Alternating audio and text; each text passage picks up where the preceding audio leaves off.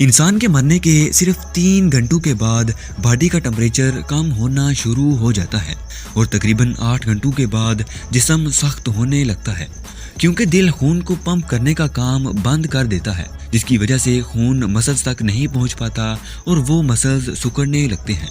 24 گھنٹوں کے بعد مرنے والے شخص کی باڈی ٹھنڈی پڑنے لگتی ہے اور تقریباً 3 دن کے بعد وہ باڈی ڈی کمپوز بھی ہونے لگے گی۔ 1 ہفتے تک اگر باڈی کو ٹھکانے نہ لگایا گیا تو ارد گرد ایک ناگوار بدبو پھیل جائے گی، اور صرف 1 سال کے بعد اگر اس انسان کی قبر کھودی جائے تو ہڈیوں کے سوا وہاں کچھ نہیں ملے گا۔ ناظرین، یہ تو تھا وہ پروسیس جو ایک عام آدمی کی باڈی کے ساتھ ہوتا ہے۔ اس کے برعکس مصر پر کئی ہزار سال حکومت کرنے والے فیروز کی ممیز ہزاروں سالوں کے بعد بھی بالکل صحیح حالت میں رہتی ہیں۔ ایشینٹ ایجپشنز اپنے سرداروں اور امیر لوگوں کی باڈیز کو کیسے اور کیوں پریزرو کرتے تھے؟ آخر کیوں ان کی باڈیز کو اتنا سنبھال کر رکھا جاتا تھا، وہ بھی کئی ملین ڈالرز کے خزانے کے ساتھ؟ انفو ٹینی ٹی وی کی ویڈیو میں ایک بار پھر سے خوش آمدید۔ ایشینٹ ایجپشنز مرنے والے ہر ایک انسان کی باڈی کو پریزرو نہیں کرتے تھے، بلکہ اس دور کے راجہ مہاراجہ اور امیر لوگوں کو ہی مرنے کے بعد ممی میں تبدیل کیا جاتا تھا، کیونکہ اس پروسیس میں استعمال ہونے والے کیمیکلز اور خاص طور پر ریزن کافی زیادہ ایکسپینسیو ہوا کرتے تھے، جس کی وجہ سے ہر کوئی یہ افورڈ نہیں کر سکتا تھا۔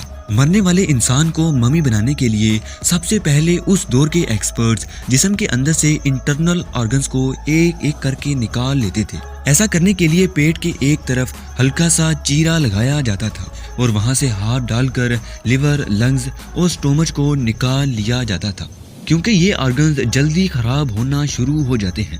یہ آرگنز نکالنے کے بعد ایک خاص طرح کا نیوٹرون تیار کیا جاتا تھا، جس کے اندر sodium bicarbonate, sodium chloride اور سوڈیم سلفیٹ جیسے کیمیکلز کو شامل کیا جاتا تھا، اور اس سولوشن کے اندر وہ آرگنز پریزروڈ کیے جاتے تھے۔ کچھ دنوں کے بعد ان آرگنز کو لینن سٹرپس کے اندر رول کر کے 4 مختلف طرح کے باکسز کے اندر رکھا جاتا تھا۔ آرگنز کو ٹھکانے لگانے کے بعد ایکسپرٹس اب باڈی کے گرد گھیرا تنگ کرنے لگتے تھے۔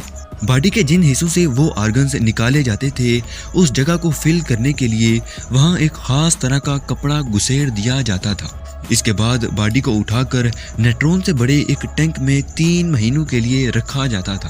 3 مہینوں کے بعد باڈی کو پریزرو کرنے کا کام شروع کیا جاتا تھا۔ لائنن سٹرپس کی ایک لیئر کو باڈی کے اوپر چڑھانے کے بعد تھوڑا سا ریزن اوپر ڈال دیا جاتا تھا۔ وہ لیئر سوکھنے کے بعد دوسری اور پھر تیسری لیئر کو باڈی کے اوپر اسی طرح سے چڑھایا جاتا تھا۔ ان سٹرپس کے درمیان مرنے والے آدمی کا فیس ماسک بھی رکھا جاتا تھا، جس کے اوپر اس آدمی کی تصویر بنی ہوتی تھی۔ آخرکار یہ سارے پروسیس ہونے کے بعد ممی کو لکڑی کے تابوت یا پتھر کی ایک مضبوط قبر میں رکھا جاتا تھا۔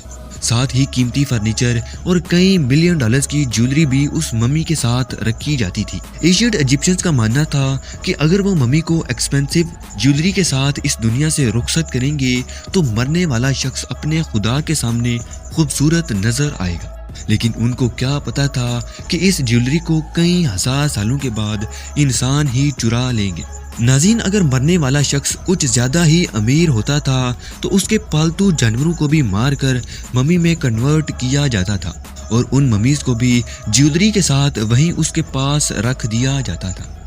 ویڈیو یہاں تک دیکھنے کے لیے بے حد شکریہ۔ ملتے ہیں اگلی شاندار ویڈیو کے ساتھ۔